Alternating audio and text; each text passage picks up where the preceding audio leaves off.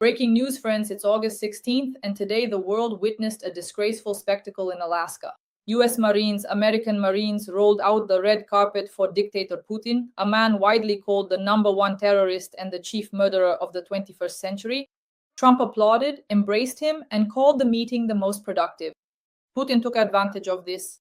No ceasefire, no agreements. A delay in imposing sanctions only serves to legitimize Putin and provides a photo op for the Kremlin. This is not a diplomatic breakthrough, but a diplomatic capitulation. We will discuss this shameful meeting and its consequences with the President of the Assembly of the Peoples of the Caucasus, Ruslan Kutayev, right now. Ruslan Mukhomedovich, welcome. Dasha, hello to you, and greetings to our esteemed viewers.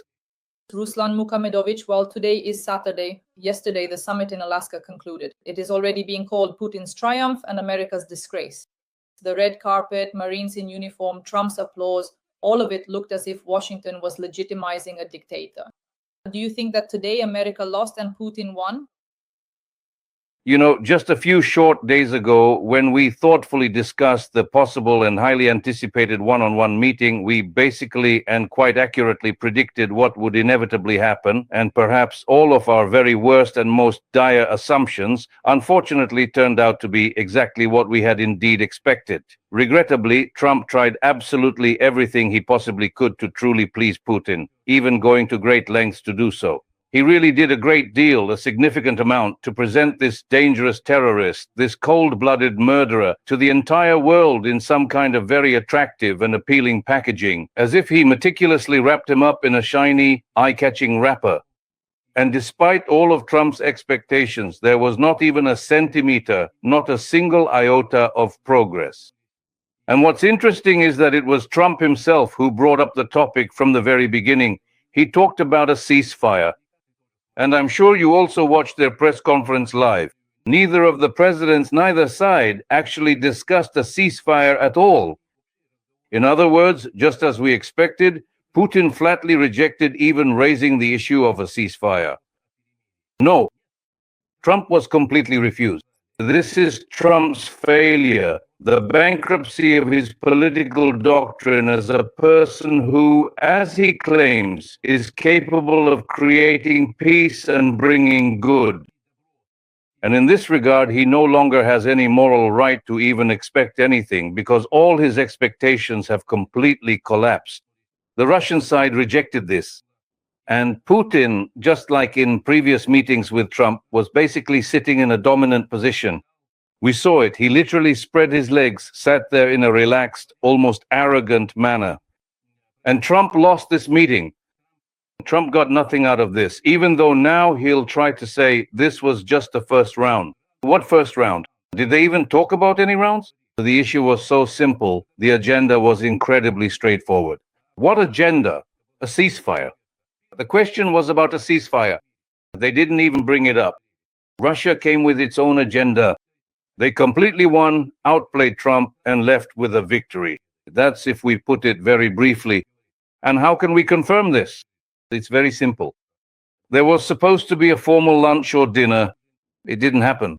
A deeply humiliated Donald Trump ultimately refused to take part in this significant dinner. The teams from both sides were originally supposed to hold crucial negotiations, but regrettably, they didn't even begin talking at all. It was so obvious that to say Trump didn't realize he'd been deceived would be untrue. He understood he'd been slapped in the face, and he got what was coming to him because he'd been eager for a long time to look Putin in the eye. Well, he looked and he got what he deserved. And deservedly so. Ruslan Kamitich, the thing is, for Ukraine, this is a very, very negative signal. So Trump made a statement that there was no deal. The meeting lasted half as long as scheduled. The lunch was cancelled, and half of the Russian delegation wasn't even received. Is this a sign of Trump's weakness, or is it a calculated move by the US? And a very important point is that Trump didn't say anything about a ceasefire. What he did say was that Russia is a nuclear power, and if it comes to it, it could use, as we understood, nuclear weapons. So Ukraine should agree to everything. So instead of putting pressure on Putin, instead of imposing sanctions, instead of forcing Putin to stop the fighting, Donald Trump came out at a press conference and said, Russia is a nuclear power, so Ukraine should agree. Agree to what? Capitulation. So basically, Putin told him that if anything happens, they'll press the nuclear buttons. So Trump was simply scared of Putin. I truly think no matter how we carefully look at this particular situation, we will always inevitably come back to precisely the very same fundamental thing. They made a deal. And in this deal, what Putin promised Trump, he'll get on the condition that he forces Ukraine to capitulate. That's the whole point of it. The behavior of the European leaders and Zelensky is admirable. They understand just as well as we do. They know what's going on, they understand what Trump might do, and that's why, ahead of this meeting, they arranged that phone video call where they told Trump that no one is authorizing him to make decisions. Trump has no right to make decisions for Ukraine.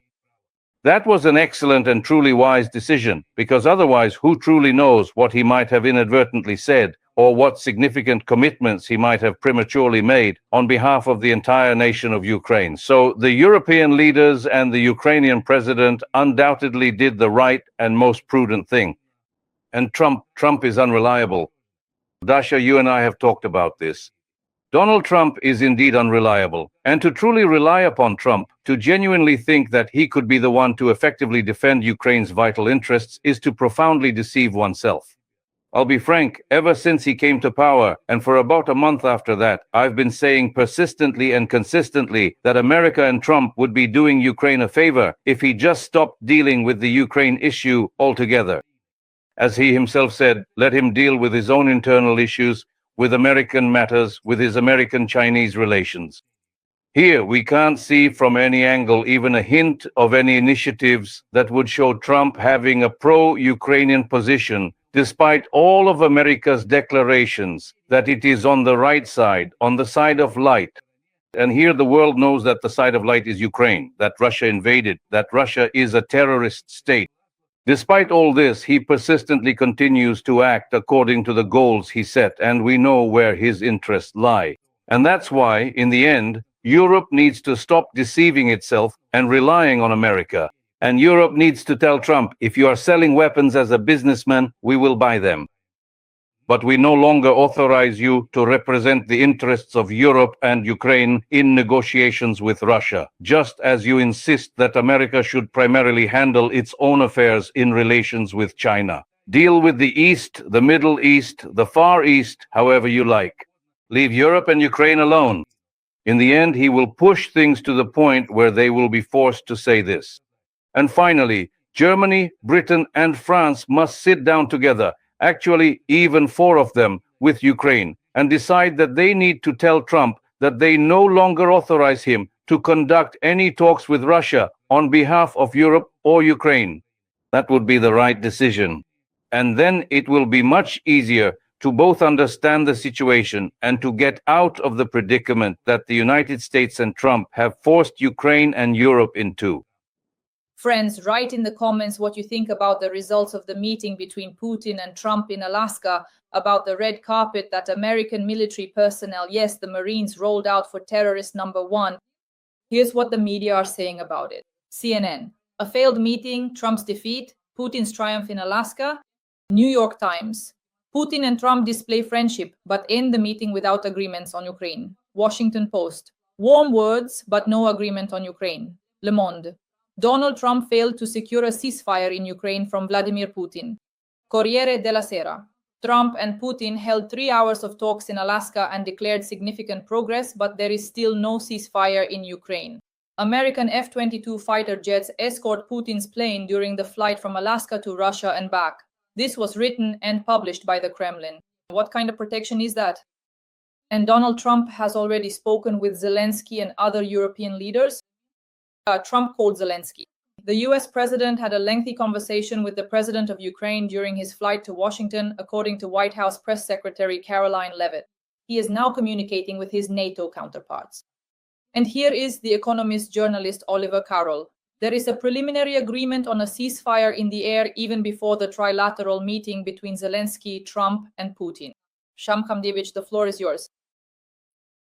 Of course, it is highly probable that Vladimir Putin will actively seek to ensure that certain, let's say, specific aerial operations, primarily those carried out by unmanned aerial vehicles or drones, are completely halted by Ukraine, because Ukraine's significant and continuous development of these advanced technologies is demonstrably and considerably better than that of Russia's capabilities.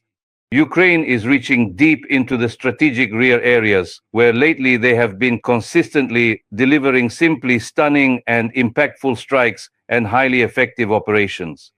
They blew up a gunpowder plant, oil refineries, and oil transfer stations. All of this causes damage. And in order to stop this destruction of infrastructure and disruption of logistics, they will try to force Ukraine to halt these operations as well. Here again, no matter which way we turn, everything Trump does only makes the situation worse, where Ukraine, one way or another, prevails, where Ukraine, thanks to its technological advancement, is holding Russia back. Here, Trump will try to force Ukraine to do exactly what Russia needs. Once again, I'm saying it's just impossible. It's so obvious. Trump is pro-Russian. Trump is pro-Russian. He doesn't say anything pro-European.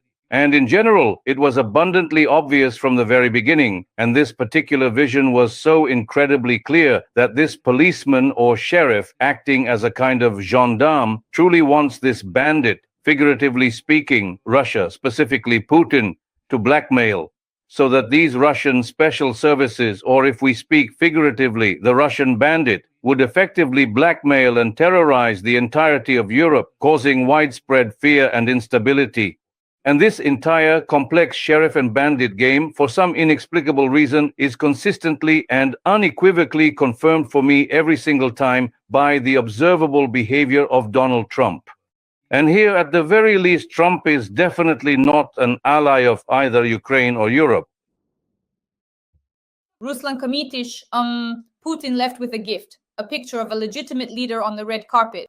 And to wrap things up, he threw out the phrase, "next time in Moscow." And Donald Trump made a statement saying, "Yes, I risk being criticized, but most likely I will go."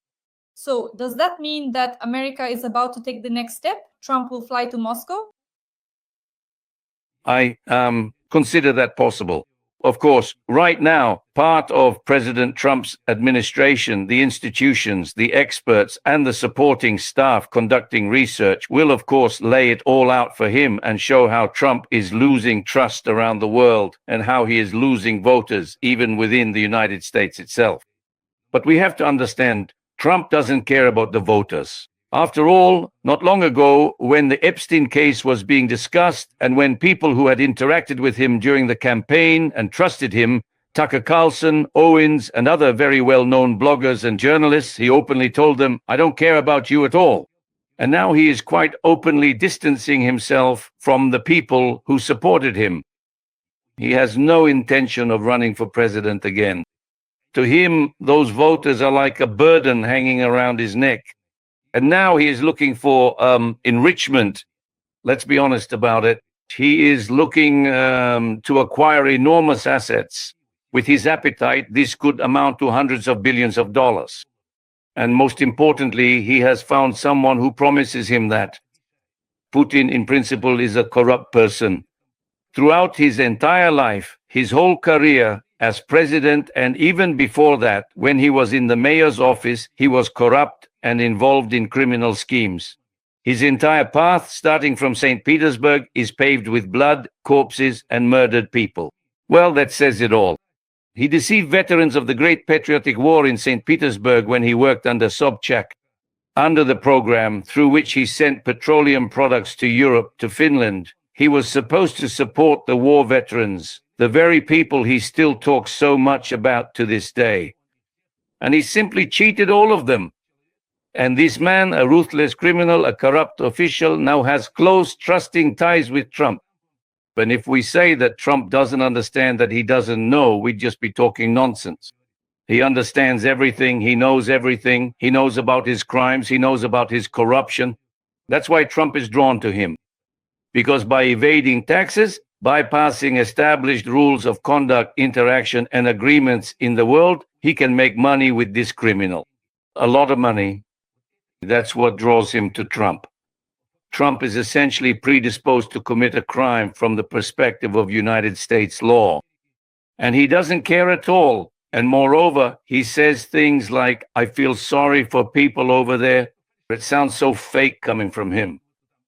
There are thousands of people there, like 7,000 killed in a week and so on. No, he has only one singular overriding goal, and he relentlessly pursues just one solitary thing: to ultimately get rich. And he consistently uses Russia and its leader, Vladimir Putin, to effectively achieve his primary objective, his ultimate goal.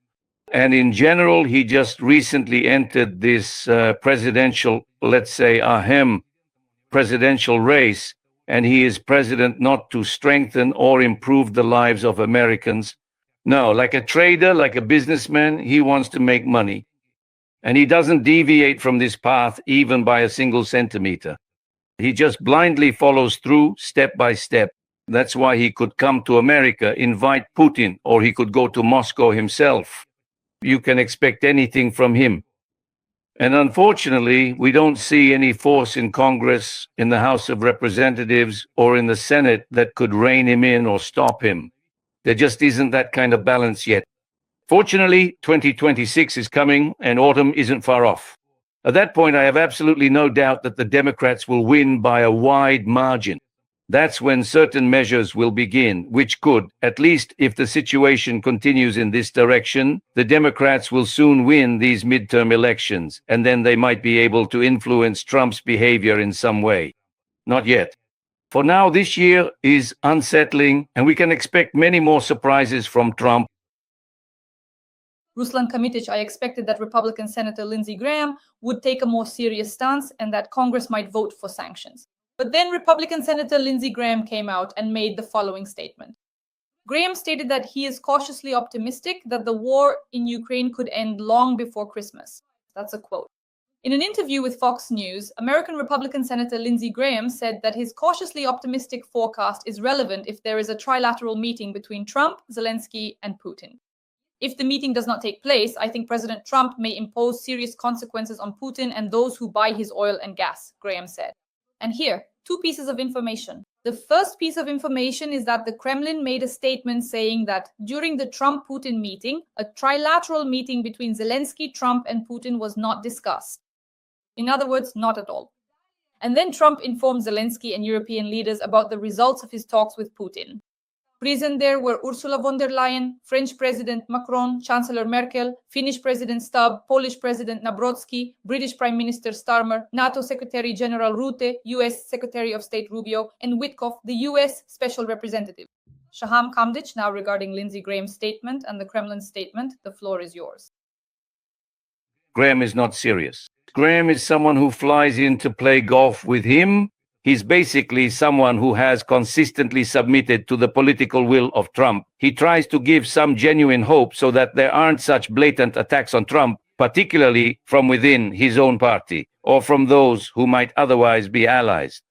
And these hopes, just in case, if Vladimir Putin suddenly acts too aggressively against Donald Trump, and otherwise, look, how much time, 500%, these extensive sanctions, what significant statements were made, and it all goes completely into the void without any real impact or consequence. It's all empty talk. And that's why, beyond talk, this administration, the Republicans, no matter what they call themselves, Reaganites or whatever, they're just Trumpists who are afraid they won't get back into Congress, that Trump will ignore them, that they'll be left out in the cold. They're acting cowardly. Let's be honest about it. And to be frank, there aren't really any great friends of Ukraine in the United States of America.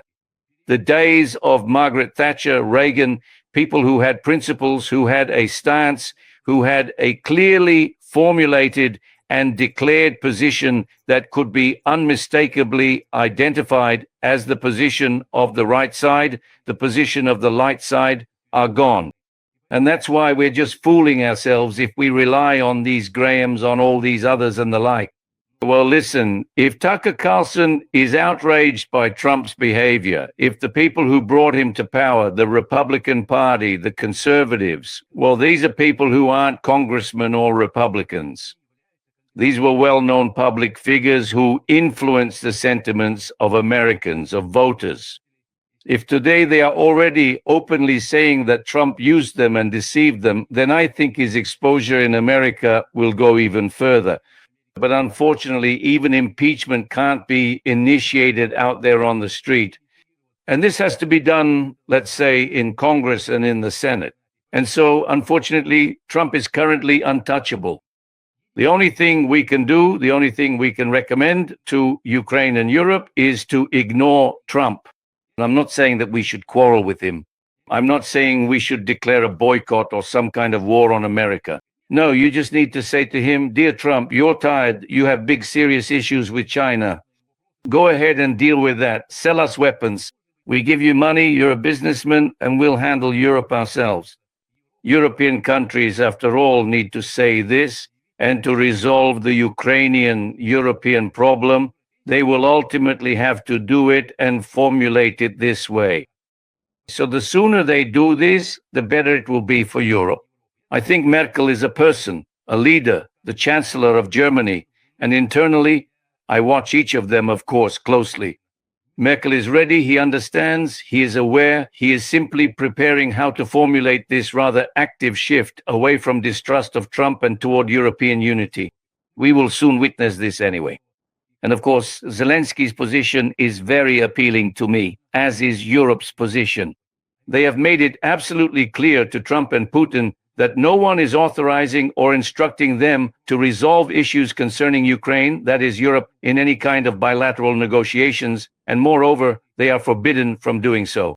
Now, I think we, meaning the European side, need to finally let go of any expectations from Trump and simply come together. In other words, Europeans need to come together, and even if it's a tough decision and comes with significant challenges, they must make an assessment and adopt measures to protect themselves not only from Putin, but unfortunately also from Trump. Shakam Kamdic, do you expect a trilateral meeting between Putin, Trump, and Zelensky in the near future, say next week or within the next few weeks? No, I do not expect that.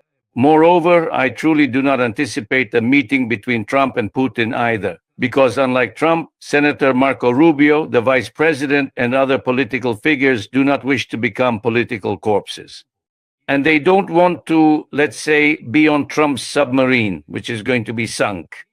They are young, they have prospects, and that's why, after returning there to Washington, they should give a rather critical assessment of what is happening. Such behavior not only weakens the administration's position, but also undermines trust in them as politicians. He writes them off completely.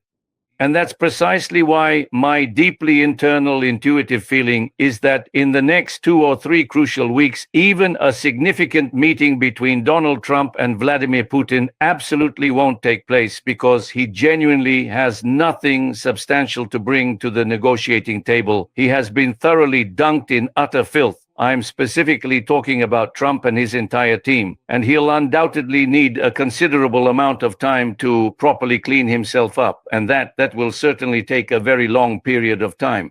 Ruslan Kamdic, President Zelensky will already be in Washington on August 18th, this Monday. This has been officially confirmed. He commented on President Zelensky's conversation with the US President and European leaders and said that he intends to discuss all the details personally with Trump in Washington on Monday, thanking the head of the White House for the invitation.